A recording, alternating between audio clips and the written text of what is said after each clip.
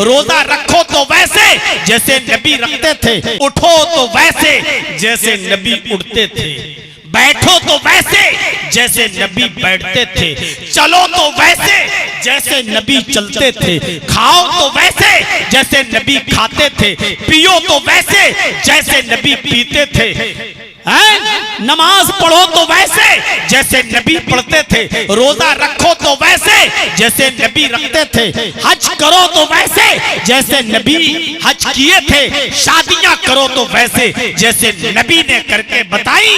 लक़द काना लकुम फी रसूलिल्लाहि उस्वतुन हसना, तुम्हारे लिए रसूलुल्लाह की पूरी जिंदगी आइडियल, पूरी जिंदगी आइडियल, पूरी जिंदगी को नमूना। अल्लाह ताला ने ये मकाम किसी को नहीं दिया। उठना बैठना लेटना सोना जागना खाना पीना सब कुछ, यहां तक के पेशाब और पायखाने का तरीका भी मोहम्मद रसूलुल्लाह ने बताया। और हजरत उमर फारूक का वो मशहूर वाकया अल-खसाइस में अल्लामा सयूती रहमतुल्लाह अलैह ने नकल किया है कि उमर फारूक का बेटा घोड़ा दौड़ाते हुए जब आया, घोड़सवारी करते हुए थका हुआ, तो कहने लगा कि घर में क्या पका हुआ है अब्बू, मुझे भूख लग रही है। कहा वो खाना बना हुआ रखा है, खा लो। जैसे बेटे ने हांडी का ढक्कन उठाकर देखा तो लौकी, आपके यहाँ कद्दू बोलते होंगे, लंबी सी होती है, हमारे यहाँ उसको लौकी बोला जाता है, आपके यहाँ कद्दू, कहीं कहीं कद्दू भी बोला जाता है। अल्लाह के रसूल को बहुत पसंद था ये गोश्त में भी आप ये कद्दू डाला करते थे, और गोश्त बनकर जब आता था तो आप कद्दू के ढेले उठा उठा के खाते थे।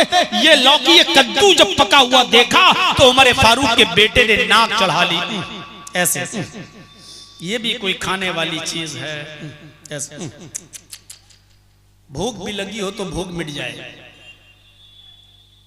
अब तो ये चीज मौलवियों को भी नहीं मिलती खाने को, और जिस साल मौलवी को कद्दू खिला दोगे तो अगले साल डेट नहीं मिलेगी जल्द से। मेरे भाइयों, दीनी जलसा है, खुशी होती है जब मदरसे से कुछ बच्चे पढ़कर निकलते हैं।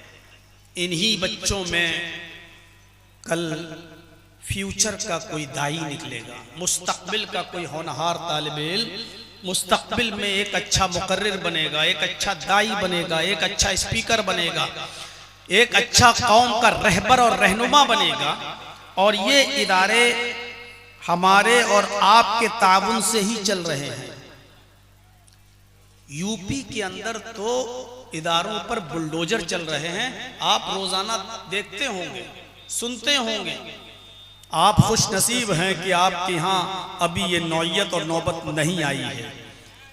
जिस तरह उर्दू का जनाजा निकला है, अरबी का जनाजा भी निकल जाएगा अगर हम इन इदारों में अपना ताउन नहीं करेंगे तो।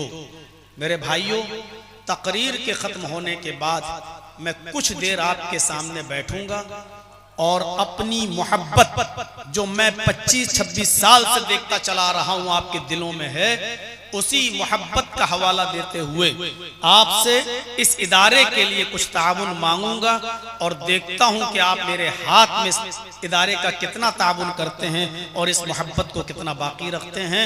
मैंने आपको बता दिया है कि गलत अगर सरकार आ जाती है तो कितना हालात खराब होते हैं। आप देख लीजिए उत्तर प्रदेश की सरजमीन पर, आप देख लीजिए दूसरे इलाकों में, हम लोग अपनी मस्जिद, जिस मस्जिद के अंदर मैं मुतवल्ली हूं, जिस मस्जिद का मैं सेक्रेटरी हूं, उस मस्जिद के अंदर भी मैं मस्जिद के अंदर भी तकरीर नहीं कर सकता सिवाय जुमा पढ़ाने के। अगर हम इशा के बाद तकरीर करना चाहें तो पहले परमिशन लेना पड़ेगी, और परमिशन मिलेगी तो बोल सकते हैं, वरना नहीं। मस्जिद के अंदर भी हाल है। आप तो खुले मैदानों में तकरीरें कर रहे हैं, उत्तर प्रदेश के अंदर हम लोगों को खुली फील्ड में तकरीर करना भी नसीब नहीं हो रहा है। अल्लाह रब्बुल आलमीन अपनी रहमत की बरसा आपके ऊपर बरसाता रहे, और दुआ करता हूं कि एक ऐसी सरकार आपके ऊपर मुसल्लत हो, जो सबको लेकर चलती हो और जो सबके साथ बराबरी का सलूक करती हो और जो सबको एक भाई भाई की नजर से देखती हो। हम फिर दुआ करते हैं कि अल्लाह रब्बुल आलमीन हमारे ऊपर ऐसी सरकार को मुसल्लत फरमा और अमन व अमान कायम फरमा। हम सब हिंदू और मुसलमान, सिख और ईसाई सबको इस हिंदुस्तान के अंदर भाई भाई बनकर रहने की तौफीक अता फरमा। दुश्मनी, नफरत और घृणा हमारे दिलों से निकाल दे। बारे इलाह, यही दुआ है तुझसे। ये तहज्जुद की नमाज का वक्त है और अल्लाह रब्बुल आलमीन आसमान दुनिया पर आकर पुकार कर कहता है, पहले आसमान पर है मेरा कोई बंदा जो मुझे पुकारे, है मेरा कोई बंदा जो मुझसे मांगे और मैं उसके दामन को भरूं। इस वक्त हम ये दुआ मांग सकते हैं कि अल्लाह हमारे मुल्क में अमन व अमान पैदा फरमा दे और हम तमाम इंसानों के दरमियान भी रहमत, मुवद्दत, मोहब्बत, गमखारी, इंसानियत पैदा फरमा दे और हम सबको आपस में भाई भाई बनकर रहने की तौफीक अता फरमा। मेरे प्यारे साथियों, अल्लाह ताला ने अपने नबी जनाब मोहम्मदुर रसूलुल्लाह सल्लल्लाहु अलैहि वसल्लम को पूरी इंसानियत के लिए रहमत बनाकर भेजा था, सारी कायनात के लिए रहमत बनाकर भेजा था और बहुत सी खुसूसियात से भी नवाजा था। खुद उसने फरमाया, इन्ना आतैना कल कौसर फसल्लि लिरब्बिका वनहर इन्ना शानिअका हुवल अब्तर। पहले इसके तर्जमे पर गौर कर लीजिए। आए मेरे नबी, आए मेरे हबीब, हमने आपको खैरे कसीर से नवाजा है, हमने आपको बहुत सी खूबियों से नवाजा है, हमने आपको बहुत सी भलाइयों से नवाजा है। फसल्लि लिरब्बिका वनहर, आप अपने रब के लिए नमाज पढ़ते रहिए और कुर्बानी देते रहिए। इन्ना शानिअका हुवल अब्तर, यकीनन आपका दुश्मन ही बेनामो निशान हो जाएगा, आपका दुश्मन ही मकतूल नस्ल होगा, आपके दुश्मन का ही नामो निशान मिट जाएगा, आपका दुश्मन ही बर्बाद हो जाएगा। ये बात किस पसे मंजर में कही जा रही है, ये चीज हमें और आपको सबको सोचना है। आए नबी, हमने आपको खैरे कसीर से नवाजा, बहुत सी खूबियों से नवाजा, बहुत सी खूबियां, एक खूबी नहीं दी, हमने आपको बहुत सी खूबियों से नवाजा। असल में ये आयत जब नाजिल हुई तो उसकी एक वजह थी। अल्लाह ने ये आयत जब उतारी तो उसकी एक वजह थी। नबी अकरम सल्लल्लाहु अलैहि वसल्लम की पहली शादी खदीजा से हुई 25 साल की उम्र में और खदीजा की उम्र थी 40 साल। 25 साल की उम्र थी नबी की, हालांकि उस वक्त आप नबी नहीं बने थे, और 40 साल की उम्र थी खदीजा की। खदीजा के दो शौहर इंतकाल कर चुके थे, तीसरे हस्बैंड थे, तीसरे शौहर थे मोहम्मदुर रसूलुल्लाह सल्लल्लाहु अलैहि वसल्लम। 6 बच्चे आपके खदीजा से पैदा हुए, 6 बच्चे खदीजा से पैदा हुए। पहला बच्चा जो आपका खदीजा से पैदा हुआ वो लड़का था जिसका नाम था कासिम, और उसी जिहद से नबी अकरम को कहा जाता है अबुल कासिम। कासिम बचपन में इंतकाल कर गए। पहला, सबसे पहले जो बच्चा पैदा हुआ खदीजा का, उसका नाम क्या था? कासिम। उसके बाद कासिम का इंतकाल हो गया। 4 लड़कियां पैदा हुई। सबसे बड़ी थी ज़ैनब, फिर उम्मे कुलसूम, फिर रुकैया, और चौथी सबसे छोटी बेटी थी हजरते फातिमा। ये बच्चियां आपकी जिंदा रहीं, और इन बच्चियों के बाद फिर एक बेटा पैदा हुआ जिसका नाम था अब्दुल्ला। अब्दुल्ला का भी इंतकाल हो गया, यानी बचपन में कोई बेटा जिंदा नहीं रहा आपका। बेटियां तो कुछ अरसे तक जिंदा रहीं, लेकिन बेटा आपका कोई भी जिंदा नहीं रहा। कासिम भी इंतकाल कर गए और लास्ट में जो बेटा पैदा हुआ खदीजा से, अब्दुल्ला, वो भी इंतकाल कर गया। एक बच्चा आपका और पैदा हुआ जो खदीजा से नहीं था बल्कि आपकी लौंडी मारिया किप्तिया के बतन से पैदा हुआ।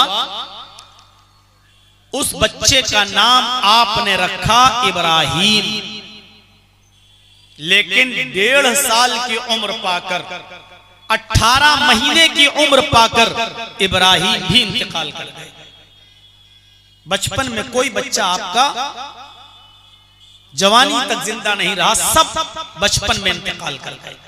कासिम का भी इंतकाल हो गया, अब्दुल्ला का भी इंतकाल हो गया और लौंडी मारिया किप्तिया से जो बेटा पैदा हुआ इब्राहिम, उसका भी इंतकाल हो गया। कासिम के इंतकाल, इब्राहिम के इंतकाल पर अल्लाह के नबी के आंखों में आंसू आए।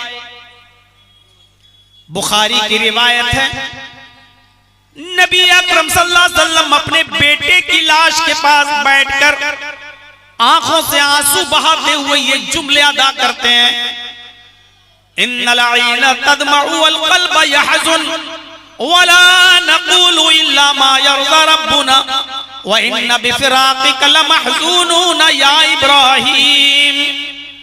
ये जुमले नबी अकरम सल्लल्लाहु अलैहि वसल्लम के अदा होते हैं अपने बेटे के इंतकाल पर।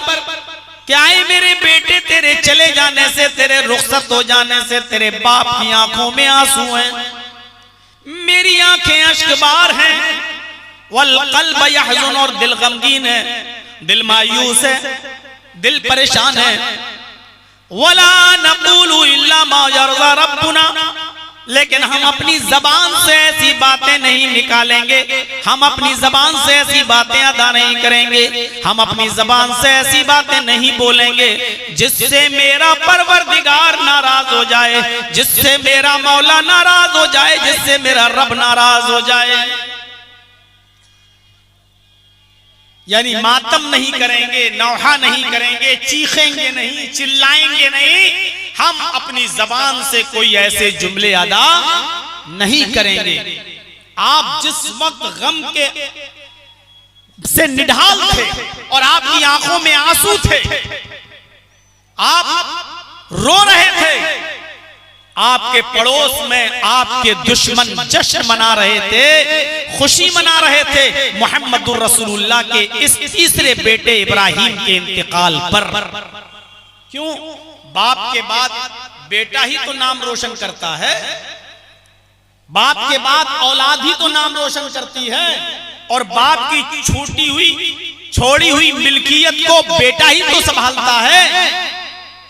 तो अब मोहम्मद सल्लल्लाहु अलैहि वसल्लम का तो कोई बेटा ही नहीं है, इस मोहम्मदुर रसूलुल्लाह के दीन को कौन संभालेगा, मोहम्मद की वरासत इस्लाम को कौन संभालेगा। काफिरों में जश्न था और वो खुशियां मना रहे थे। लोगों, कासिम भी मर गए, अब्दुल्ला भी इस दुनिया से रुखसत हो गया और तीसरा बेटा इब्राहिम भी इस दुनिया से चला गया।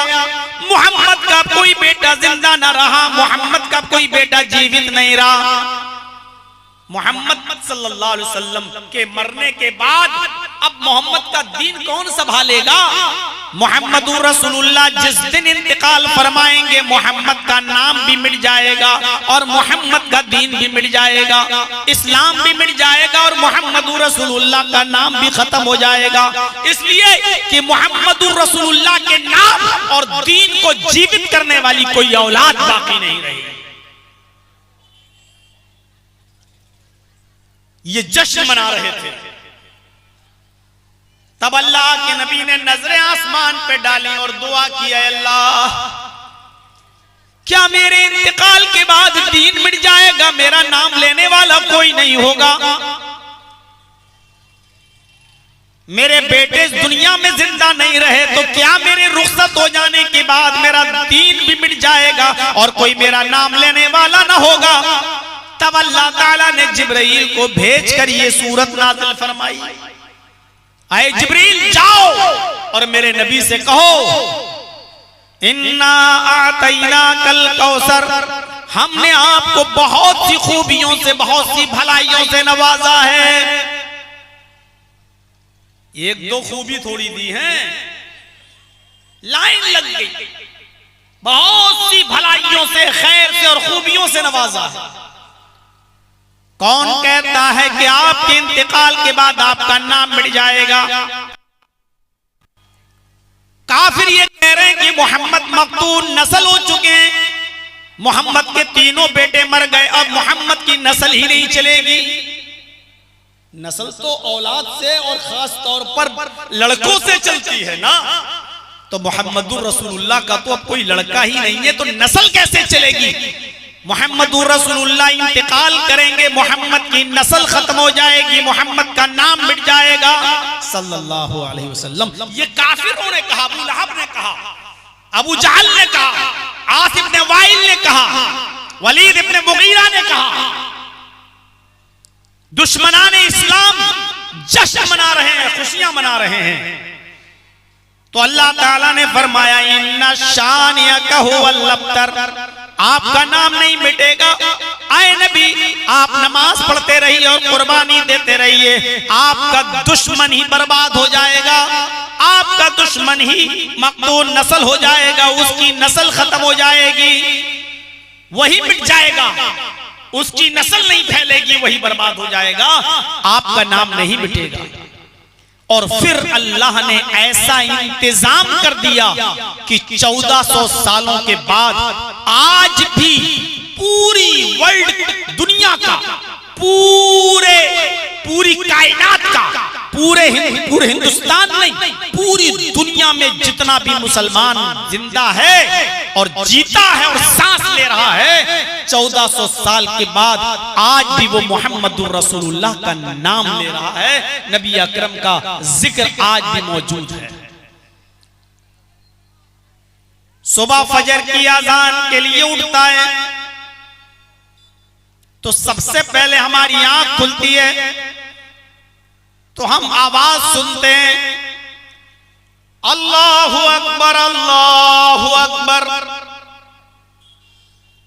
अशहदु अल्ला इलाहा इल्लल्लाह। जहां मुअज्जिन अल्लाह का नाम लेता है, अल्लाह की वहदानियत का इकरार करता है, वहीं उसको मुहम्मदुर रसूलुल्लाह का नाम भी लेना पड़ता है। अशहदु अन्ना मुहम्मदर रसूलुल्लाह। आए मोहम्मद सल्लल्लाहु अलैहि वसल्लम, आए मेरे नबी, कौन कहता है कि आपके इंतकाल के बाद आपका नाम मिट जाएगा? जब तक दुनिया में आजान होती रहेगी, मेरा नाम लिया जाता रहेगा, मेरे नाम के साथ साथ आपका नाम भी लिया जाता रहेगा। और बताइए, अभी जो लोग इशा की नमाज पढ़ के आए हैं, उन्होंने इशा की अजान में आज भी मोहम्मदुर रसूलुल्लाह का नाम सुना होगा। 1400 साल से लेकर आज तक चला। कौन कहता है कि आपके इंतकाल के बाद आपका नाम मिट जाएगा? वुजू बनाते हैं, क्या दुआ पढ़ते हैं? बिस्मिल्लाह। बस वुजू की इतनी ही दुआ है, बिस्मिल्लाह। हमें पूरी भी नहीं कहना, बिस्मिल्लाहिर्रहमानिर्रहीम। बहुत से लोगों को मैंने देखा है वुजू बनाने बैठते हैं तो बिस्मिल्लाहिर्रहमानिर्रहीम नहीं, सिर्फ अल्लाह का नाम लेना है, बिस्मिल्लाह। बिस्मिल्लाह कहकर हमें वुजू बनाना है।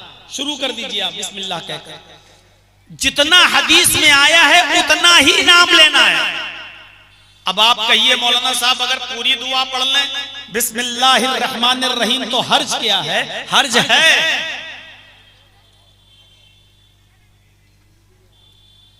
हर्ज है।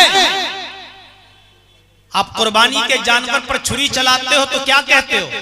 बिस्मिल्लाही अल्लाहु अकबर। वहां आप कहिए कि हम पूरी बिस्मिल्लाह पढ़ दे, बिस्मिल्लाहिर्रहमानिर्रहीम अल्लाहु अकबर। हर्ज क्या है? नहीं पढ़ सकते, क्योंकि वहां जानवर पर छुरी चल रही है, वह रहमान और रहीम कह ही नहीं सकते। हर आदमी टोकेगा, वाह साहब रहमान भी कह रहे और रहीम भी कह रहे और छुरी भी चला रहे।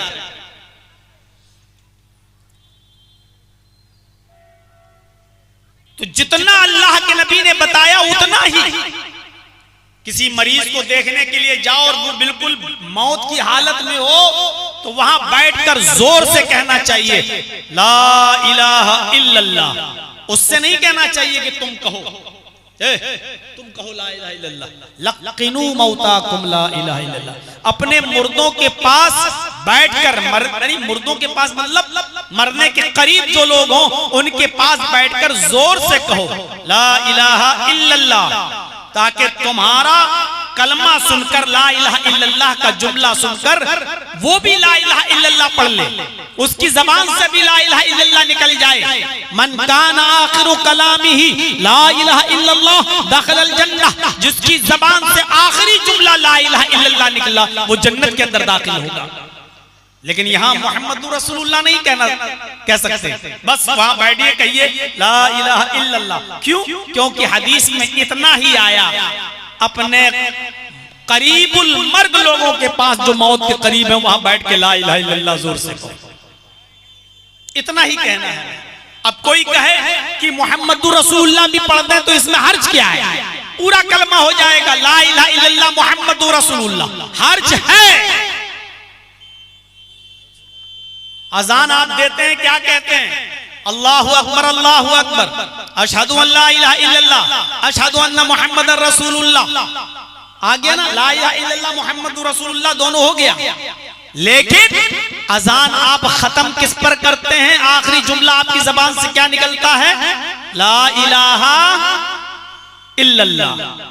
अब आप कहिए कि अजान जब खत्म करें तो अल्लाहु अकबर ला इलाहा इल्लल्लाह, इसके बाद कह दो मुहम्मदुर रसूलुल्लाह, हर्ज क्या है? आप नहीं कह सकते। क्यों? क्योंकि हमें अल्लाह के रसूल ने नहीं बताया। समझ में आ रही ना बात? जितना बताया है हमें उतना ही करना है। अशहदु अल्ला इलाहा इल्लल्लाह बताया तो अशहदु अन्ना मुहम्मदुर रसूलुल्लाह भी बता दिया, बस हमें ये पढ़ना है। लेकिन आखिर में ला इलाहा इल्लल्लाह पे खत्म करना है अज़ान को, वहां मुहम्मदुर रसूलुल्लाह नहीं कहना है। अब कोई कहे कि हर्ज क्या है, तो हर्ज है, कोई भी नहीं कहता है, सिर्फ ला इलाहा इल्लल्लाह पर बात को खत्म कर देता, क्योंकि हमें अल्लाह के रसूल ने इतना ही बताया है। तो मेरे भाइयों, जब आप वुजू बनाते हैं तो क्या कहेंगे? बिस्मिल्लाह। लेकिन वुजू के बाद की दुआ में आप अल्लाह के रसूल का भी नाम लेंगे, नबी अकरम का नाम लेंगे। अशहदु अल्ला इलाहा इल्लल्लाह व अशहदु अन्ना मुहम्मदन अब्दुहु व रसूलुहु। वुजू के बाद की इतनी ही दुआ है। मुस्लिम शरीफ की हदीस के अंदर, तिरमिजी के अंदर थोड़े से अल्फाज और आ गए हैं, अल्लाहुम्मा जअलनी मिनत तव्वाबीन व जअलनी मिनल मुतत्तहिरीन। लेकिन बुखारी और मुस्लिम के अंदर जो दुआ है वुजू के बाद की, वो सिर्फ इतनी है, अशहदु अल्ला इलाहा इल्लल्लाह व अशहदु अन्ना मुहम्मदन अब्दुहु व रसूलुहु। ये दुआ हमें पढ़ना। नाम आ रहा है अशहदु अन्ना मुहम्मदन अब्दुहु व रसूलुहु, तो इसका मतलब यह है कि जब तक मुसलमान कायनात के अंदर, दुनिया के अंदर वुजू बनाएगा तो वुजू के बाद की दुआ में वो मुहम्मदुर रसूलुल्लाह का नाम भी लेगा। तो आए नबी कौन कहता है कि आपके इंतकाल के बाद आपका नाम मिट जाएगा? कयामत तक मुसलमान वुजू बनाता रहेगा और वुजू के बाद की दुआ में आपका नाम लेता रहेगा, अजान में आपका नाम लेता रहेगा, वुजू के बाद की दुआ में आपका नाम लेता रहेगा। अजान में भी नबी का नाम, और अजान के बाद जब वो दुआ पढ़ेगा तो उस दुआ के अंदर भी वो आपका नाम लेगा। अल्लाहुम्मा रब्बा हाज़िहि दावति ताम्मा व सलातिल क़ाइमा आति मुहम्मदनिल वसीला वल फजीला व बअसहु मक़ामम महमूदा अल्लज़ी वअदता। बस यही दुआ है अजान के बाद की। पहले आप दरूद शरीफ पढ़ें, उसके बाद में ये दुआ पढ़ें। इसमें भी नबी अकरम का नाम आ रहा है, अल्लाहुम्मा रब्बा हाज़िहि दावति ताम्मा व सलातिल क़ाइमा आति मुहम्मदनिल वसीला। अजान में भी भी आपका नाम लिया जाता रहेगा। और अजान के बाद की दुआ भी, जब भी अजान खत्म होगी, अजान के बाद की दुआ में मुसलमान आपका नाम भी लेंगे। ऐ नबी, कौन कहता है आपके इंतकाल के बाद आपका नाम और निशान मिट जाएगा, आपका नाम खत्म हो जाएगा, ये दीन मिट जाएगा। जो कह रहा है कहने दो, हमने तो आपके नाम की इतनी हिफाजत कर रखी है कि जब तक कयामत की सुबह तक मुसलमान नमाज पढ़ेगा उसमें भी आपका नाम लेगा, दरूद पढ़ेगा आपका नाम लेगा, अजान देगा तो आपका नाम लेगा, वुजू करेगा तो वुजू के बाद की दुआ में आपका नाम लेगा, अजान के बाद की दुआ में आपका नाम लेगा। यहाँ तक कि नमाज इबादत तो मेरी है, लेकिन नमाज के अंदर भी वो आपका नाम लेगा। अल्लाहु अकबर, क्या पढ़िएगा? अल्लाहुम्मा बाइद बैनी व बैना खताया या सुब्हानक अल्लाहुम्मा व बिहम्दिका व तबारक अस्मुका व तआला जद्दुका व ला इलाहा गैरुक। इसके बाद अल्हम्दुलिल्लाहि रब्बिल आलमीन अर्रहमानिर रहीम मालिक, अल्लाह का सब नाम, पूरी नमाज में अल्लाह का नाम। लेकिन नमाज पढ़ने से, खत्म करने से पहले और सलाम फेरने से पहले अत्तहियात में बैठकर आपको कहना पड़ेगा, अस्सलामु अलैका अय्युहन नबी व रहमतुल्लाहि व बरकातुहू, अस्सलामु अलैना व अला इबादिल्लाहिस सालिहीन, अशहदु अल्ला इलाहा इल्लल्लाह व अशहदु अन्ना मुहम्मदन अब्दुहु व रसूलुहु। सलाम फेरने से पहले आपको पढ़ना पड़ेगा अल्लाहुम्मा सल्ली अला मुहम्मद, अल्लाहुम्मा बारिक अला मुहम्मद। नमाज में अगर अल्लाह का नाम लिया जा रहा है तो नमाज खत्म करने से पहले मुहम्मदुर रसूलुल्लाह का नाम भी लिया जा रहा है। ऐ नबी, कौन कहता है कि आपके इंतकाल के बाद आपका नामो निशान मिट जाएगा? ऐ मेरे हबीब, कौन कहता है आपके इंतकाल के बाद इस दुनिया से आपका नाम मिट जाएगा? जब तक इस कुर्रे अर्ज़ी के ऊपर नमाज पढ़ी जाती रहेगी, मेरी इबादत होती रहेगी, बंदा मेरा नाम लेता रहेगा, मेरे नाम के साथ साथ वो आपका नाम भी लेता रहेगा। इन्ना आतैना कल कौसर, ऐ नबी, हमने आपको खैरे कसीर से नवाजा है, हमने आपको बहुत सी खूबियों से नवाजा है। ये कितनी खूबियां हैं जो आपको मिली हैं, आप क्यों परेशान हैं? इन काफिरों की बातों में आ रहे हैं। अल्लाह तबारक व तआला ने मुहम्मदुर रसूलुल्लाह सल्लल्लाहु अलैहि वसल्लम की इताअत को दुखूले जन्नत का सबब बना दिया। लीजिए, माशाअल्लाह, अल्लाह बरकत दे आपके कारोबार में, रिस्क में, और आपके सदक़े को कबूल फरमाए। मेरे भाइयों सुनिए, अल्लाह ताला ने नबी अकरम की इताअत को दुखूले जन्नत का जरिया बना दिया। कितना कितना बड़ा मकाम दिया अल्लाह ताला ने मुहम्मदुर रसूलुल्लाह सल्लल्लाहु अलैहि वसल्लम। अल्लाह के नबी सल्लल्लाहु अलैहि वसल्लम फरमाते हैं, बुखारी शरीफ की रिवायत है, कुल्लु उम्मती यदखुलूनल जन्नता इल्ला मन अबा, कालू मन या अबा या रसूल अल्लाह, काल मन अतानी दखलल जन्नह व मन असानी फकद अबा। देखिए, अल्लाह के नबी कहते हैं कि मेरी पूरी उम्मत जन्नत के अंदर दाखिल होगी। कुल्लु उम्मती यदखुलूनल जन्नह, पूरी उम्मत मेरी जन्नत में दाखिल होगी, इल्ला मन अबा, वो दाखिल नहीं होगा जन्नत में, वो नहीं जाएगा जन्नत में जिसने इनकार किया। सहाबा ने पूछा, अल्लाह के रसूल, ऐसा मुसलमान कौन है जो आपका इनकार कर दे? ऐसा कोई मुसलमान है जो ला इलाहा इल्लल्लाह मुहम्मदुर रसूलुल्लाह भी पढ़ता हो और आपका इनकार भी करता हो? अल्लाह के नबी ने फरमाया, हाँ, ऐसे बहुत से मुसलमान होंगे जो मुझे मानने का दावा तो करेंगे, लेकिन वो मेरे मुनकिर होंगे, वो मुझे मानने वाले नहीं होंगे, मेरे इनकारी होंगे। फरमाया, वो कौन है?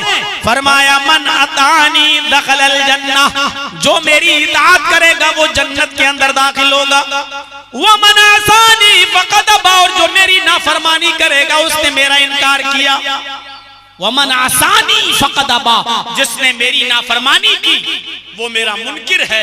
मेरे भाइयों, हम और आप गौर करें, अल्लाह के रसूल की कितनी नाफरमानियां करते हैं, शरीयत की कितनी नाफरमानियां करते हैं, रसूलुल्लाह सल्लल्लाहु अलैहि वसल्लम की कितनी बातें हम मान रहे हैं और कितनी बातें हैं जो हम आज छोड़ रहे हैं और आपकी नाफरमानी कर रहे हैं। तो अल्लाह ताला ने मोहम्मद रसूलुल्लाह को यह मकाम दिया कि जो रसूल की इताअत करेगा वो जन्नत में दाखिल, सीधे उसकी एंट्री जन्नत। मन अतानी दखलल जन्नह, जो मेरी इताअत करेगा, अल्लाह के नबी फरमाते वो जन्नत के अंदर जाएगा। और एक और चीज समझने की कोशिश करिए, अगर हम मुसलमान ये चाहते हैं कि अल्लाह हमसे मोहब्बत करे, देखिए नबी का मकाम देखिए, अगर हम ये चाहते हैं कि अल्लाह हमसे मोहब्बत करे, अल्लाह हमसे प्यार करे, तो उसके लिए अल्लाह ने शर्त लगा दी, आए मेरे बंदो, अगर तुम अल्लाह से मोहब्बत करना चाहते हो, अगर तुम ये चाहते हो कि अल्लाह भी तुमसे मोहब्बत करे, अल्लाह भी तुम पर अपना प्यार बरसाए, अल्लाह भी तुम पर अपनी मोहब्बत की बरखा करे, बारिश करे, तो क्या कहा? तो उसके लिए शर्त यह है कि तुम्हें मोहम्मद रसूलुल्लाह की इत्तिबा करना पड़ेगी। अल्लाह ने कुरान में फरमाया, कुल इन कुंतुम तुहिब्बूनल्लाह, कुल इन कुंतुम तुहिब्बूनल्लाह फत्तबिऊनी युहिब्बुकुमुल्लाह। आए नबी कह दो, आए मुसलमानों, अगर तुम अल्लाह से मोहब्बत करना चाहते हो, अगर तुम अल्लाह से मोहब्बत का दावा करते हो, फत्तबिऊनी, तो पहले मेरी इत्तिबा करो, फत्तबिऊनी, पहले मेरे रास्ते पे चलो, मेरे नक्शे कदम पे चलो, फत्तबिऊनी युहिब्बुकुमुल्लाह, अल्लाह भी तुमसे मोहब्बत करेगा। सहाबाए किराम तो रसूल से कितनी मोहब्बत थी, इतनी इत्तिबा करते थे सहाबा कि अल्लाह के नबी सल्लल्लाहु अलैहि वसल्लम बैतुल मक़दिस की तरफ चेहरा करके नमाज पढ़ा रहे हैं। जब खाने काबा को किबला बनाया गया तब आपने यहाँ चेहरा किया, लेकिन जब तक खाने काबा को किबला नहीं बनाया गया था तब तक अल्लाह के रसूल और सहाबा बैतुल मुक़द्दस की तरफ चेहरा करके नमाज पढ़ते थे। आज भी जो लोग सऊदीया में हज या उम्रा करने जाते हैं, मदीना जब जाएं तो वो एक ऐसी मस्जिद है वहां जिसका नाम है मस्जिद किबलतैन, दो किबलों वाली मस्जिद। गए होंगे बहुत से लोग, हज करने गए होंगे, उम्रा करने गए होंगे, तो वो उस मस्जिद में भी गए होंगे। मदीना में है ये मस्जिद जिसका नाम है मस्जिद किबलतैन, दो किबलों वाली मस्जिद। इस मस्जिद में अल्लाह के नबी ज़ुहर की या असर की नमाज पढ़ा रहे थे और बैतुल मुक़द्दस की तरफ आपका चेहरा था। नमाजी की हालत में अल्लाह के नबी सल्लल्लाहु अलैहि वसल्लम को हुक्म होता है, जिब्राइल अमीन आते हैं कि किबला बदल दिया गया है, अब बैतुल मुक़द्दस की तरफ चेहरा नहीं करना है, अब खाने काबा की तरफ चेहरा कर लो। नमाजी की हालत में अल्लाह के नबी और सहाबा का चेहरा बैतुल मुक़द्दस की तरफ था। नमाजी की हालत में आप पलट गए और आपने खाने काबा की तरफ अपना चेहरा किया। जब आप घूमे तो सहाबाए किराम जितने थे वो अपने आप पीछे पीछे अल्लाह के रसूल के पलट गए और नबी के पीछे चले गए। पहले ये किबला है तो ऐसे सब नमाज पढ़ रहे हैं, अल्लाह के नबी, ये सहाबा, और जैसे ही किबला इधर किया गया तो ऐसे अल्लाह के रसूल इधर हो गए तो सहाबाए किराम पीछे। और जब नमाज खत्म हुई, अल्लाह के नबी ने जब सलाम फेरा, अस्सलामु अलैकुम व रहमतुल्लाह, अस्सलामु अलैकुम व रहमतुल्लाह, किसी एक सहाबी ने ये नहीं कहा अरे अल्लाह के रसूल ये क्या हुआ है, आपने ऐसा क्यों किया? नहीं, हम तो उसी तरफ रुक करके नमाज पढ़ेंगे, हमारे बाप दादा तो जहां चेहरा करके नमाज पढ़ते आए हैं हम तो वही चेहरा करके नमाज पढ़ेंगे। आज कोई बात हो जाए ना, कितना मुश्किल काम है। ये फर्ज नमाज के बाद दोनों हाथ उठाकर मस्जिद में आज भी बहुत सी जगहों पर हम देखते हैं दुआ होती है, और जब कहा जाता तो वहां अरे मौलाना साहब ये लोग नहीं मानते हैं, मोहल्ले वाले नहीं मानते, गांव का मुखिया नहीं मानता है, कह रहा हमारे बाप दादा से जो चला आ रहा है वो होगा, तुम्हें नमाज पढ़ाना हो पढ़ाओ, नहीं तो रास्ता लो, मजबूरी है। आज भी हम बहुत सी चीजें खत्म नहीं कर पा रहे हैं बाप दादा के नाम पर। बाप दादा से जो चली आ रही है वो हम करते चले आएंगे। मेरे भाइयों, अल्लाह के नबी सल्लल्लाहु अलैहि वसल्लम के सहाबा आपके पीछे आ जाते हैं और किसी एक सहाबी ने ये नहीं कहा कि ऐसा आपने कैसे कर लिया। और पढ़िए अबू दाऊद किताबुस सलात, अल्लाह के नबी सल्लल्लाहु अलैहि वसल्लम जूते पहनकर नमाज पढ़ा रहे हैं। बेटा उधर देते जाओ। अल्लाह के रसूल जूते पहनकर नमाज पढ़ा रहे हैं और सहाबा भी पीछे आपके सारे के सारे जूते पहनकर नमाज पढ़ रहे हैं। गौर से सुनिएगा। वो मसला अलग है कि आज भी जूते पहनकर नमाज पढ़ सकते हैं कि नहीं पढ़ सकते हैं, लेकिन जनाजे की नमाज हम और आप जूते ही पहन के पढ़ते हैं। अच्छा, बहुत से लोग क्या करते हैं, जनाजे की नमाज जब पढ़ेंगे तो जूते या चप्पल से पैर निकाल लेंगे और उसके ऊपर खड़े हो जाएंगे। आपने देखा होगा। अल्लाह के बंदे, बात तो फिर भी वही हुई। जूते के ऊपर खड़े हो जाओ या चप्पल के ऊपर हो तो जूते और चप्पल के ऊपर, या तो अलग रख देते आप, लेकिन अलग नहीं रख रहे हैं। आपने निकाला और उसके ऊपर खड़े हो गए। बात तो वही है। तो इसलिए जूते पहनकर नमाज पढ़ने में कोई हर्ज नहीं, लेकिन आजकल मस्जिदों की सफाई और सुथराई के पेश नजर अब जूते बाहर उतारने की सुविधा है, इसलिए उतारना चाहिए। हम ये नहीं कह रहे हैं कि अब भी वही काम नहीं। उस जमाने में लैंडर नहीं हुआ करते थे, जमीन बहुत गर्म हो जाया करती थी सूरज की गर्मी से, और नंगे पैर अगर जमीन पे खड़े हो जाएं तो पैरों में फलक पड़ जाया करते थे, इतनी गर्म जमीन हो जाती थी। तो इसलिए अल्लाह के रसूल और सहाबा जूते पहनकर नमाज पढ़ते थे और अल्लाह के नबी पढ़ाते थे। अबू दाऊद के अल्फाज, अल्लाह के नबी जूते पहनकर नमाज पढ़ा रहे हैं और आपके पीछे सहाबा भी नमाज पढ़ रहे हैं जूते पहनकर।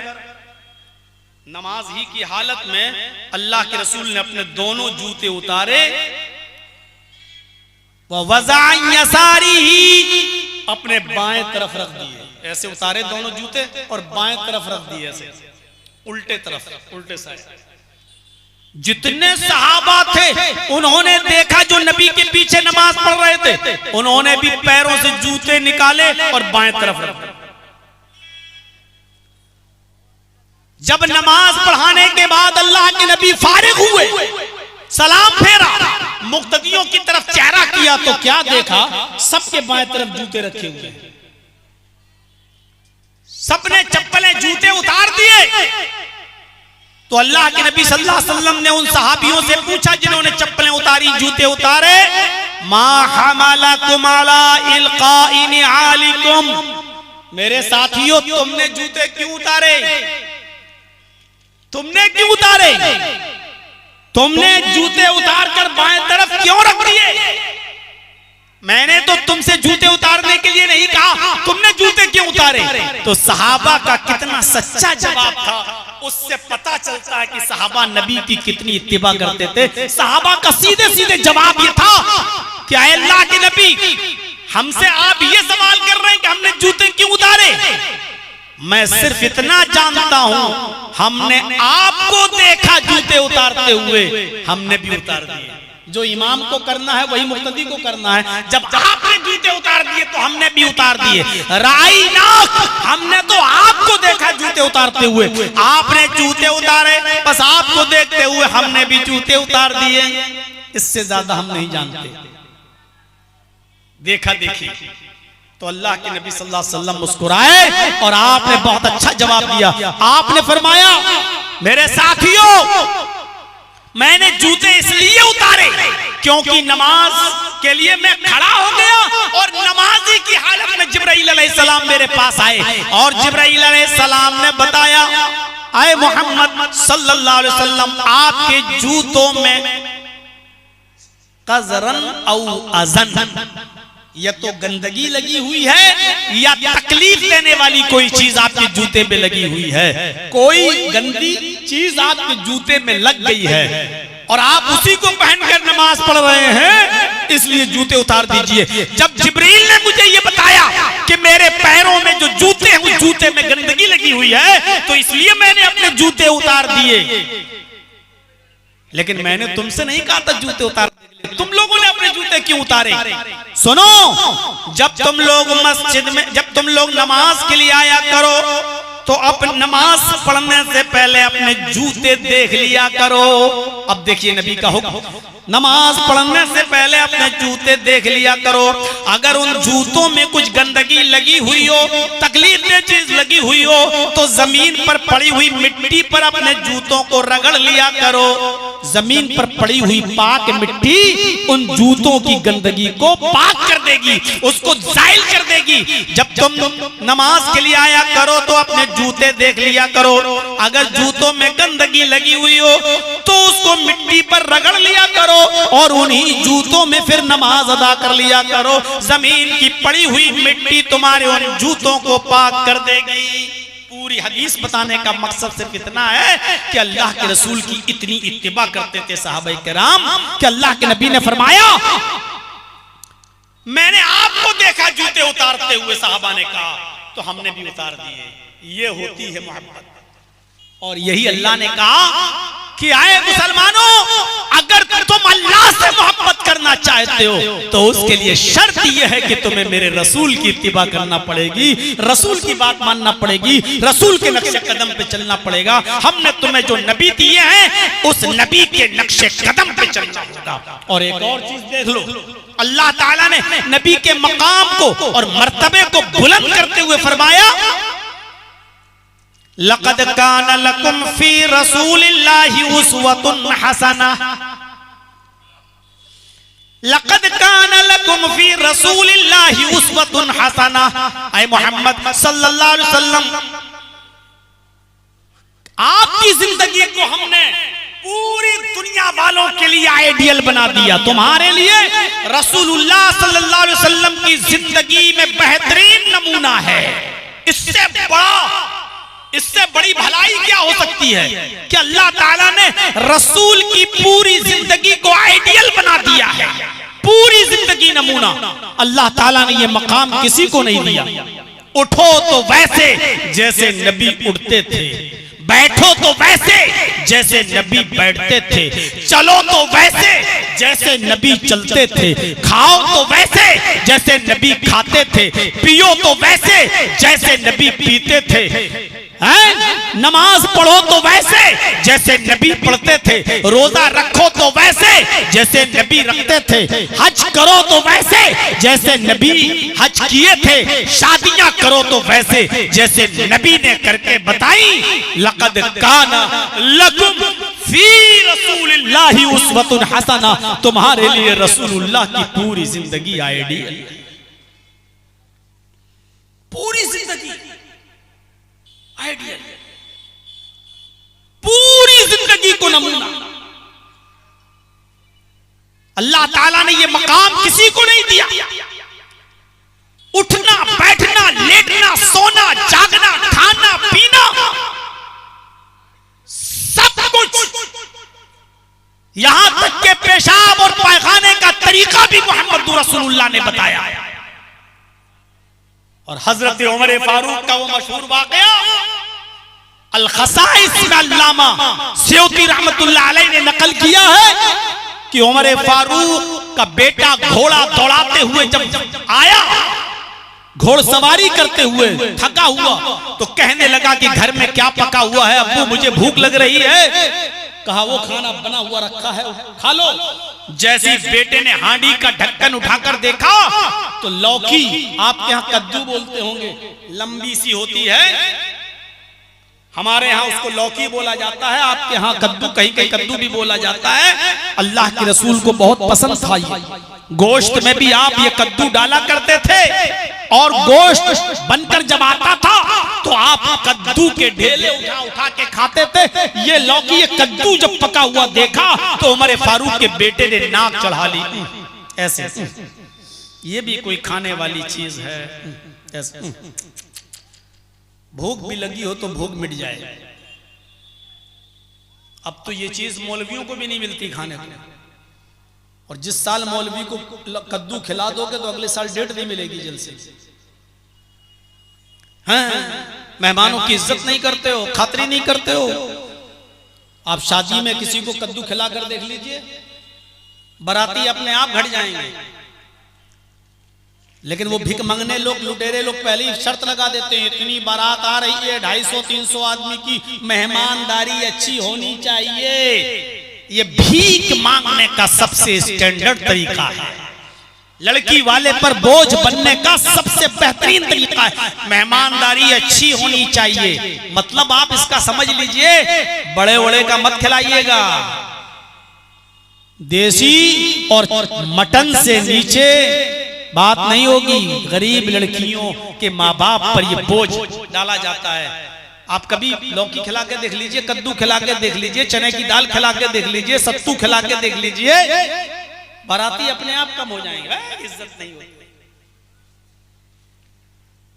जैसी उसने नाक चढ़ाई लड़के ने, ये भी कोई खाने वाली चीज है, ऐसे कहा।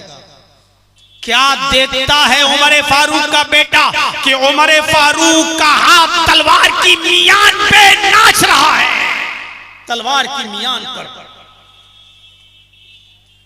अभी तलवार निकली नहीं है, लेकिन हजरत उमर फारूक का हाथ तलवार की मियान उसके दस्ते के ऊपर है, ऐसे। बेटे ने देखा कि मेरे बाप तो तलवार निकालने पर आमादा हो गए, कहा नहीं नहीं अब्बू मैं खा रहा हूं, और खाना खाने बैठ गए। और जब खाना खा चुका तो क्या कहा, बेटे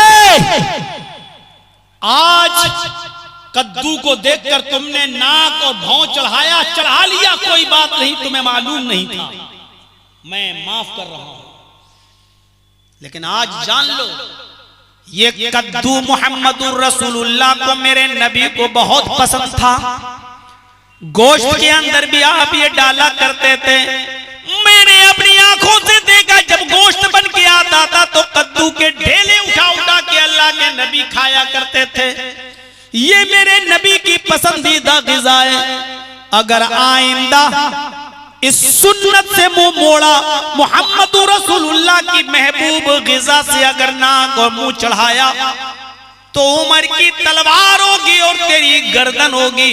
मैं तेरी गर्दन को तन से जुदा कर दूंगा। मैं ये नहीं देखूंगा कि कटने वाली गर्दन मेरे बेटे की है, बल्कि ये सोच कर मैं तेरी गर्दन मार दूंगा, ये मुहम्मदुर रसूलुल्लाह की महबूब ग़िज़ा से नफरत करने वाले की गर्दन है। मैं नहीं कह रहा हूं कि बहुत से लोग हो सकता ना पसंद हो, नहीं खाते हो, लेकिन मैं ये बताना चाहता हूं कि अल्लाह के रसूल जो खाते थे उससे भी मोहब्बत हजरत उमर फारूक ने अपने बेटे से अंदाजा लगा सकते। पूरी जिंदगी को नमूना बना दिया। हम देखें, उठना बैठना लेटना सोना जागना खाना पीना आज हमारा कहां है, किसके तरीके पर है। अल्लाह के नबी सल्लल्लाहु अलैहि वसल्लम ने जब उम्मे सलमा से निकाह किया, और उम्मे सलमा का जो बच्चा था, जो उनके पहले शौहर से बेटा पैदा हुआ था, जिसका नाम सलमा था, वो अपने उस बच्चे को अपने साथ लाई थी। क्योंकि शौहर के इंतकाल के बाद उम्मे सलमा ने अल्लाह के रसूल से निकाह किया, तो उनके जो पहले हस्बैंड का बेटा था वो अभी जानता नहीं था खाने का तरीका क्या है। अल्लाह के रसूल जब उम्मे सलमा के साथ खाना खाने लगे, तो वो छोटा बच्चा जो उम्मे सलमा का था और दूसरे शौहर से था, वो भी बैठ गया और खाना खाने लगा। तो उस बच्चे ने प्याले के बीचों बीच में हाथ डालकर खाना उठाना शुरू कर दिया और खाने लगा। तो अल्लाह के नबी ने उस बच्चे का हाथ पकड़ा, सलमा का, और कहा कि बेटा खाना रखो भी इसके प्याले में। उस बच्चे ने रख दिया। फरमाया इग़सिल यदैह, बेटे पहले अपने दोनों हाथ धोकर आओ। नबी अकरम तरीका सिखला रहे हैं खाना खाने से पहले। इग़सिल यदैह, जाओ पहले अपने दोनों हाथ धोकर आओ। वो बच्चा दोनों हाथ धोकर आया। आपने कहा दो जानू होकर बैठ जाओ, वो बच्चा उखड़ू बैठ गया, दो जानू बैठ गया। अल्लाह के नबी ने फरमाया सम्मिल्लाह, बेटा अब अल्लाह का नाम लो, यानी बिस्मिल्लाह कहो। उस बच्चे ने कहा बिस्मिल्लाह। अल्लाह के नबी ने कहा दाहिने हाथ से खाओ और अपनी तरफ से खाओ। यानी जो तुम्हारी साइड है वहां से खाओ। ये तरबियत थी अपनी औलाद को, अपने बच्चे को। आज हम नबी के तरीके पर चलकर ढूंढें और तलाश करें कि हम अपनी औलाद को क्या तरबियत दे रहे हैं, कौन सी तरबियत दी आज। कभी इंस्टाग्राम चेक करके देखा आपने? हमारी बेटियां आज टिकटॉक पर डांस करती हुई नजर आती हैं, इंस्टाग्राम पर अपने दुपट्टे ओढ़नियों को उतारकर आज नाचती हुई नजर आती हैं। और बाप अपनी बेटी को इंस्टाग्राम पर नाचता हुआ देखकर खुश होता है कि मेरी बेटी अच्छा पैसा कमा रही है यूट्यूब से। खुश होता है आज का बाप।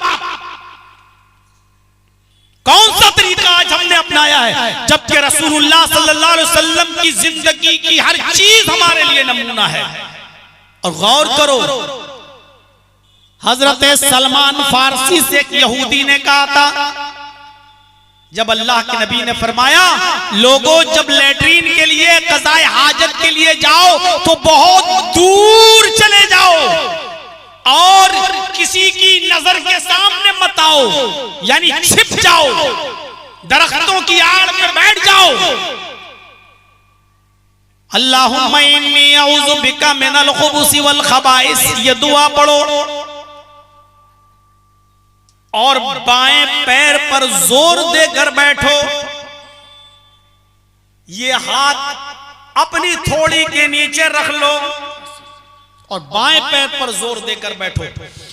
फरमाया कि फिर कम से कम अगर पानी न मिले तो इस्तिंजा करने के लिए 3 ताक ढेलों का इस्तेमाल करो, कम से कम 3 ढेले इस्तिंजा करें। पेशाब तब भी बहुत से लोग 1 ढेला लेके जाते हैं, इस्तिंजा कर लेते हैं, सोचते पाक नहीं।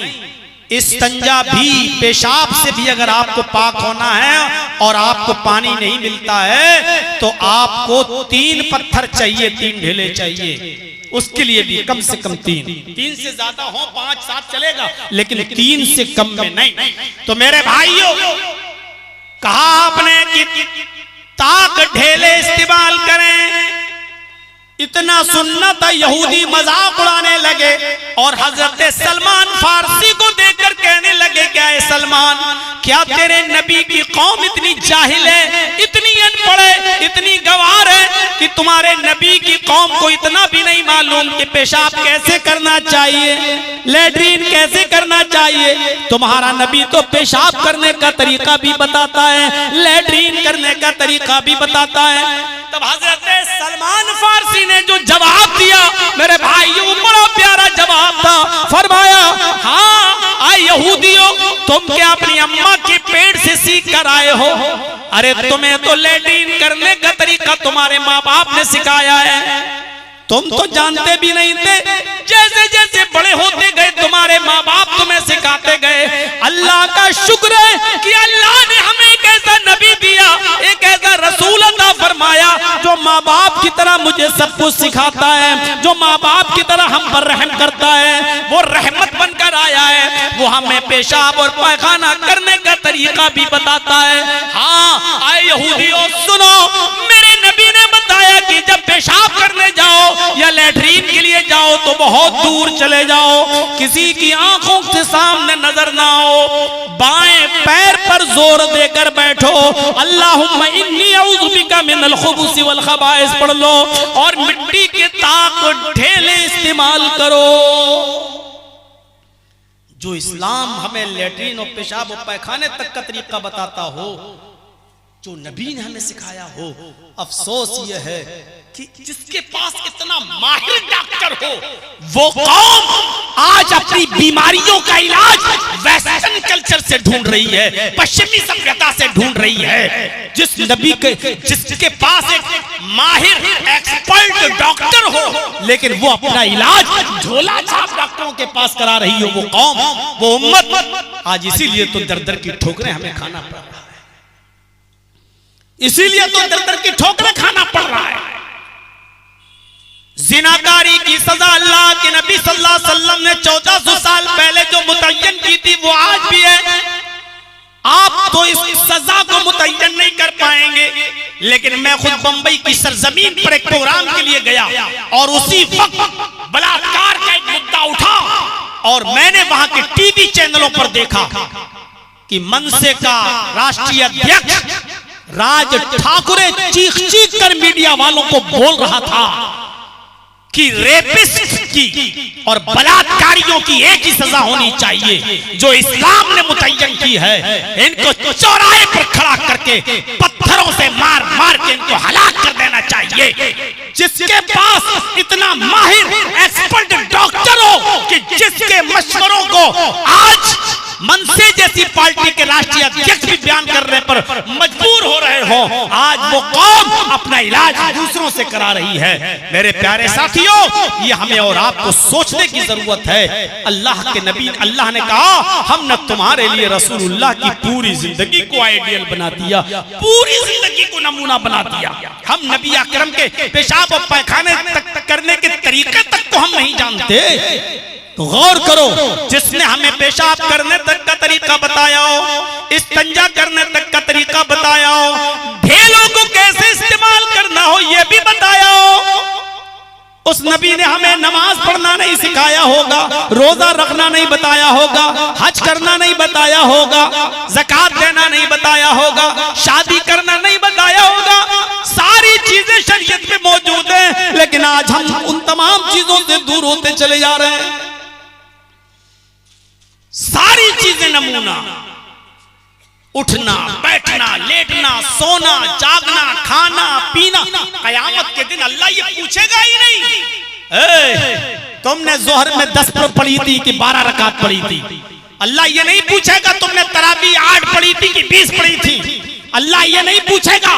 कयामत के दिन जो सवाल होगा सबसे पहले नमाज के ताल्लुक से, अव्वलु मा युहासबु बिही यौमल क़यामति अस्सलाह, कयामत के दिन हुकूकुल्लाह में सबसे पहले अगर किसी चीज का सवाल होगा तो वो होगा नमाज के ताल्लुक से। जब अल्लाह नमाज के बारे में पूछेगा तो सिर्फ इतना पूछेगा, मैंने तो तुम्हें एक आइडियल दिया था, मैंने तो तुम्हें एक नमूना दिया था, मैंने तो तुम्हें एक मॉडल दिया था, तुमने नमाज उस आइडियल के मुताबिक पढ़ी या नहीं पढ़ी, यानी तुमने नमाज जनाबे मोहम्मद रसूलुल्लाह के तरीके के मुताबिक अदा की या नहीं की, ये पूछेगा। बस आइडियल, किसी कंपनी का कोई चश्मा आपको पसंद आ जाए तो आप उस कंपनी में जाएंगे और कहेंगे ऐसे 100 चश्मे बना दो, कहेगा ठीक है 1 हफ्ते में ले जाओ, और उसने आपके आइडियल और नमूने के मुताबिक अगर चश्मे नहीं बनाए तो आप नहीं लेंगे।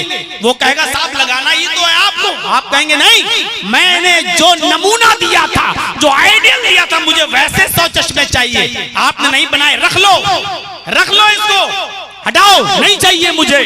कयामत के दिन आप 20 नहीं 20,000 रकातें लेकर पहुंच जाएं, जोहर की 12 नहीं 12,000 रकातें लेके पहुंच जाएं, इशा की 17 नहीं 17,000 रकातें लेके पहुंच जाएं, 7 नहीं 7,000 रकातें लेकर पहुंच जाएं।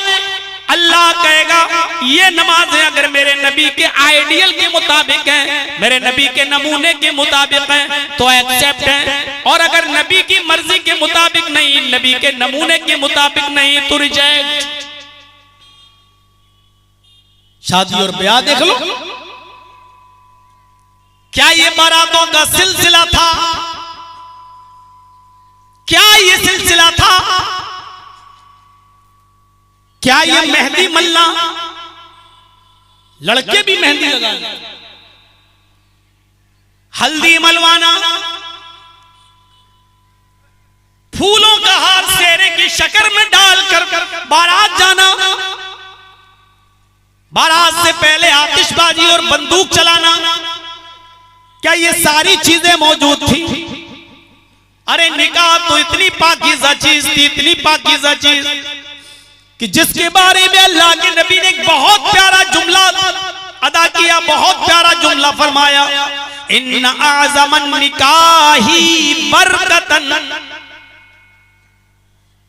बरकत के एतबार से सबसे ज्यादा मुबारक निकाह वो है, बरकत के एतबार से सबसे ज्यादा पाकीज़ा और सबसे बड़ा निकाह वो है आई सरुहा मऊनतन, जिसके अंदर खर्चा सबसे कम हो। जिस निकाह में, जिस शादी में जितना कम खर्चा होगा, अल्लाह के नबी फरमाते हैं बरकत के एतबार से वो उतना ही ज्यादा होगा, यानी उस शादी में उतनी ही बरकत होगी, उस शादी में उतनी ही बरकत होगी।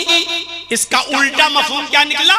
जिस शादी में खर्चा जितना ज्यादा होगा, बरकत के एतबार से वो शादी उतनी ही ज्यादा कमजोर होगी, उसमें उतनी कम बरकत होगी। आज सोच लीजिए हमारी शादियों में कितना खर्च हो रहा है। हम नजर डालें अपनी समाज पर और सोसाइटी के ऊपर।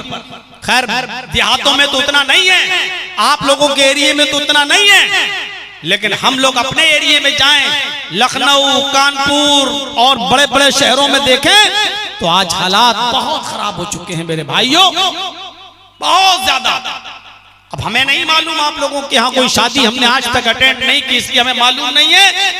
हम लोगों के यहाँ तो बाकायदा बारातियों की डिमांड भी पूरी करो, फिर उनको खड़े होकर खाना भी खिलाओ, खड़े होकर अलग अलग आइटम रखे हैं, सब खाना खाओ, अपने हाथ से निकालो और खाओ, जिसको हमारे यहाँ बड़े प्यार से बोला जाता है बफे सिस्टम, बफे सिस्टम। और मैंने 50 तकरीरों में कहा है इस सिस्टम का नाम होना चाहिए था गधा सिस्टम, कुत्ता सिस्टम, सुअर सिस्टम, जिसका बड़ी तहजीब के साथ नाम लिया जाता है बफे सिस्टम। अल्लाह कहता है कि मैंने नबी की पूरी जिंदगी को आइडियल बना दिया, नबी की पूरी जिंदगी को नमूना बना दिया। अल्लाह के नबी कहते हैं सल्लू कमा रायतुमूनी उसल्ली, नमाज वैसे पढ़ो जैसे तुम मुझे देखते हो नमाज पढ़ते हुए। नमाज भी हमें वैसे पढ़ना है जैसे नबी अकरम सल्लल्लाहु अलैहि वसल्लम पढ़ा करते थे, रोजा भी वैसे रखना है जैसे नबी अकरम सल्लल्लाहु अलैहि वसल्लम ने हमें बताया, हज वैसे ही करना है जैसे जनाब मोहम्मद रसूलुल्लाह सल्लल्लाहु अलैहि वसल्लम ने हमें बताया। आए नबी कौन कहता है कि आपके इंतकाल के बाद आपका नामो निशान मिट जाएगा? हमने तो आपकी पूरी जिंदगी को आइडियल बना दिया। लोग उठेंगे वैसे जैसे आप उठते हैं, लोग सोएंगे वैसे जैसे आप सोते हैं, लोग चलेंगे वैसे जैसे आप चलते हैं, लोग शादियां वैसे करेंगे जैसे आपने करके बताई है, लोग खाएंगे और पिएंगे वैसे जैसे आप सिखा कर जाएंगे। हमने तो आपकी जिंदगी को आइडियल और मॉडल बना दिया। मेराज किसी नबी को यह शर्फ हासिल नहीं हुआ। सुब्हानल्लज़ी असरा बिअब्दिही लैलन मिनल मस्जिदिल हराम इलल मस्जिदिल अक़सा। अल्लाह ले गया अपने नबी को पहले बैतुल मक़दिस, वहां आपने वुजू बनाया, जिब्राइल ने आपका हाथ पकड़ा, आपको मुसल्ला इमामत पे खड़ा कर दिया, बैतुल मक़दिस में खड़ा कर दिया। सारे नबी जितने भी आए थे मोहम्मद रसूलुल्लाह से पहले, अल्लाह ने सबको, सारे नबियों को बैतुल मुक़द्दस में पहुंचा दिया। अल्लाह हर चीज पर कादिर है। अल्लाह ने सारे नबियों को बैतुल मुक़द्दस में पहुंचा दिया। अल्लाह के नबी फरमाते हैं जिब्रील मुझे कहां ले जा रहे हो? जिब्रील ने कहा इमामत के मुसल्ले पर। फरमाया ये मेरे पीछे कौन लोग हैं? जिब्रील ने कहा ये सारे पैगंबर हैं जो अब तक दुनिया में आए थे। फरमाया मुझे क्या करना है? जिब्रील ने कहा आपको नमाज पढ़ाना है। इनको क्या करना है? जिब्रील ने फरमाया इन सारे पैगंबरों को आपके पीछे नमाज अदा करना है। अल्लाह के नबी जनाब मोहम्मद रसूलुल्लाह ने 2 रकात नमाज अदा कराई, 2 रकात नमाज पढ़ाई। सारे नबियों ने आपके पीछे नमाज अदा की, सारे नबियों ने आपके पीछे नमाज पढ़ी। आपको आपको इमामुल अंबिया बना दिया गया, सारे नबियों का इमाम बना दिया गया। आए नबी कौन कहता है आपके इंतकाल के बाद आपका नामो निशान मिट जाएगा? आपको तो सारे पैगंबरों, सारे नबियों का इमाम बना दिया गया है। आपको तो ये आज़मत दी गई है, आपको तो ये मकाम दिया गया है, आपको तो इस बुलंदी पर फाइज कर दिया गया है। कौन कहता है आप नमाज पढ़ते रहिए और कुर्बानी देते रहिए, आपका दुश्मन ही बेनामो निशान होगा, आपका दुश्मन का ही नामो निशान मिट जाएगा। और इसके बाद एक और खैर कसीर से नवाजा, वो खैर कसीर भी बड़ी जबरदस्त है। फरमाया अल्लाह के नबी ने, मैं हौज़े कौसर पर बैठा हूँगा, तुम्हारा मीरे कारवा हूँगा, और मैं अपने हाथ से लोगों को पानी पिलाऊंगा। जो मेरे पास आएगा पानी पिएगा, वो पानी बर्फ से ज्यादा ठंडा होगा, दूध से ज्यादा सफेद होगा और शहद से ज्यादा मीठा होगा। अल्लाह के नबी फरमाते हैं कि वो पानी बर्फ से ज्यादा ठंडा, दूध से ज्यादा सफेद और बर्फ से ज्यादा ठंडा, दूध से ज्यादा सफेद, शहद से ज्यादा मीठा होगा। जो एक बार मेरे हाथ से पानी पी लेगा, लम यज़मा बादा, फिर मैदाने महशर में जितनी देर वो रुकेगा उसको प्यास नहीं लगेगी। हदीस की किताबें बताती हैं कि मैदाने महशर में 50,000 साल का एक दिन होगा, 50,000 साल का एक दिन होगा। फिर उसको जितनी देर वो मैदाने महशर में होगा उसको प्यास नहीं लगेगी। अल्लाह के नबी फरमाते हैं अल्लाह ताला मुझे हौज़े कौसर पर बिठाएगा, मैं मीरे कारवा हूँगा, पानी पिलाऊंगा। मन शरिबा लम यज़मा बादा, जो मेरे पास से गुजरेगा वो पानी पिएगा, और जो एक बार पानी पी लेगा फिर उसको कभी प्यास नहीं लगेगी। उसके बाद फरमाया एक कौम मेरे पास आएगी पानी पीने के लिए, युहालु बैनी व बैनहुम, मेरे और उनके दरमियान एक दीवार खड़ी कर दी जाएगी। फरिश्ते उन लोगों को मेरे पास नहीं आने देंगे। मैं फरिश्तों से कहूंगा इनको आने दो, यारिफूनी वारफुहुम, मैं इनको जानता हूँ, ये मुझे जानते हैं, ये मेरे उम्मती हैं, ये पानी पीना चाहते, इनको आने दो। अल्लाह के नबी कहते हैं फरिश्ते कहेंगे नहीं, आप इनको नहीं जानते। आए अल्लाह के नबी, आपके इंतकाल के बाद इन लोगों ने आपके दीन को बदल दिया था, आपके मजहब को बदल दिया था, दीन में नई नई बिदातें निकाल ली थी। ला तदरी मा अहदसु बादक, आपको नहीं मालूम आपके इंतकाल के बाद इन लोगों ने दीन में नई नई चीजें निकाल ली थी, दीन में नई नई चीजों को ईजाद कर रखा था, दीन में नई नई चीजें इन लोगों ने बना रखी थी, इसलिए आप इनको पानी नहीं पिला सकते। तब अल्लाह के नबी कहेंगे सुहकन सुहकन लिमन गय्यर दीनी, मेरे दीन को जिन्होंने बदल दिया उनको मेरी निगाहों के सामने से दूर कर दो, उनको मेरी आंखों के सामने दूर कर दो। मेरे प्यारे साथियों, ये हौज़े कौसर की बरकत भी नबी अकरम सल्लल्लाहु अलैहि वसल्लम को मिली। ऐ नबी, कौन कहता है कि आपके इंतकाल के बाद आपका नाम और निशान मिट जाएगा? इतना बड़ा मकाम अल्लाह ताला ने नबी अकरम को नवाजा कि अल्लाह के नबी सल्लल्लाहु अलैहि वसल्लम फरमाते हैं, इब्ने माजा के अल्फाज हैं, अल्लाह के नबी सल्लल्लाहु अलैहि वसल्लम फरमाते हैं, अबू ज़र गफारी ने पूछा, आय अल्लाह के नबी, आपको ये कैसे यकीन हुआ कि आप अल्लाह के नबी हैं?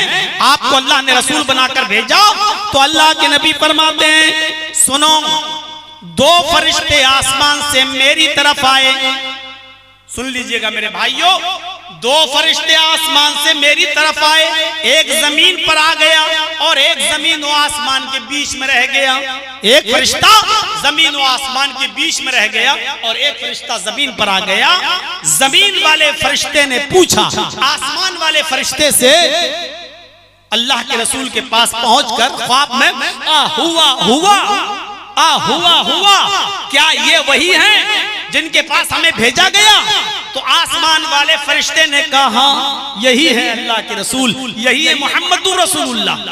तो आसमान वाले फरिश्ते ने कहा जमीन वाले फरिश्ते से, ज़िनहु बिर्रजुलिन मिन उम्मतिही, इसको तराजू पर तौल दो, एक आदमी को इनके साथ रखो, तराजू उठाओ, देखो कौन भारी है, किसका वजन सबसे ज्यादा है।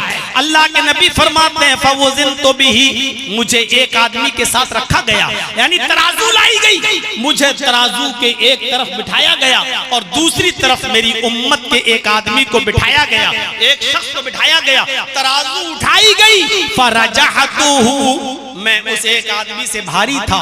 आसमान वाले फरिश्ते ने कहा ज़िनहु बिअशर, 10 के साथ तौलो, यानी मोहम्मद को अकेले एक तरफ और 10 आदमी को दूसरी तरफ।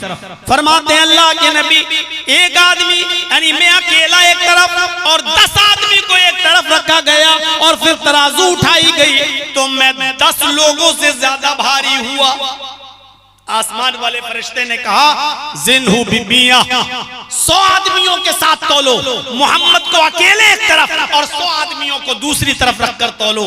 अल्लाह के नबी फरमाते हैं फवज़नतु बिहिम फरजअतुम, 100 आदमी एक तरफ रखे गए और मैं अकेला एक तरफ, तराजू उठाई गई, मैं 100 से भारी था, यानी 100 लोगों का पल्ला उठ गया और मेरा अकेला पल्ला झुक गया।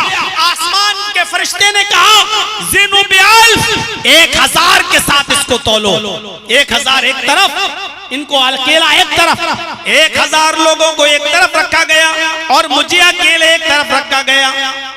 और जब तराजू उठाई गई तो मैं 1000 लोगों से ज्यादा भारी था।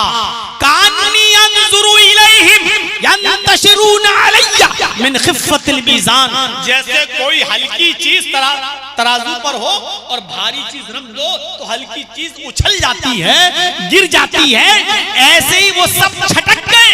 मैं जैसे ही तराजू पर बैठा 1000 का पल्ला उठ गया। यंतशिरून अलैया मिन खिफ़्फ़तिल मीज़ान, तराजू के हल्के हो जाने की वजह से वो लोग इधर उधर मुंतशिर हो गए, इधर उधर बिखर गए। तब आसमान वाला फरिश्ता बोला छोड़ दो, अब किसी के साथ मत तौलो।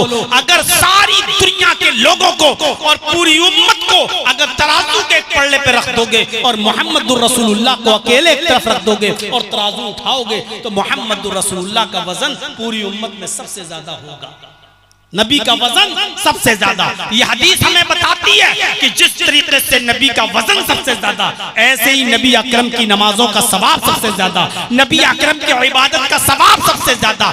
इसी तरीके से नबी अकरम की जबान से निकले हुए अल्फाज का वजन सबसे ज्यादा। नबी की जबान से निकला हुआ एक लफ्ज तराजू के एक पल्ले पे रख दो, पूरी दुनिया के सारे पीरों, वलियों, मौलवियों, इमामों, मुहद्दिसों और सारे उलमा की जबान से निकले हुए जुमलों को तराजू के दूसरे पल्ले पे रख दो और तराजू उठाई जाए तो अल्लाह के नबी सल्लल्लाहु अलैहि वसल्लम की जबान से निकले हुए एक लफ्ज का पल्ला झुक जाएगा और हम जैसे मुल्ला, मौलवी, पीरों, वलियों, मुहद्दिसों, इमामों सबके जबान से निकले हुए जुमलों का पल्ला उठ जाएगा। क्योंकि मा यंतिकु अनिल हवा, रसूल अपनी मर्जी से नहीं बोलते जब तक कि अल्लाह न कहें। मेरे भाइयों, जब तक कि अल्लाह का हुक्म ना हो जाए, इसलिए हर चीज अपनी मर्जी से बोल सकता है, लेकिन मोहम्मदुर रसूलुल्लाह अपनी मर्जी से नहीं बोलते जब तक कि अल्लाह का हुक्म ना हो जाए। ये मकाम, ये मर्तबा, ये फजीलत, ये दर्जा, ये रफ़ात, ये बुलंदी मिली है अल्लाह तबारक व तआला ने दी है सिर्फ जनाब मोहम्मदुर रसूलुल्लाह सल्लल्लाहु अलैहि वसल्लम को।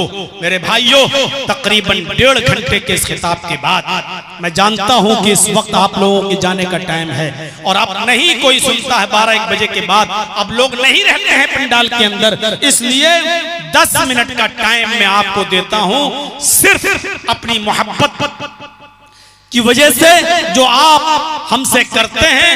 सन 1999 से मैं बराबर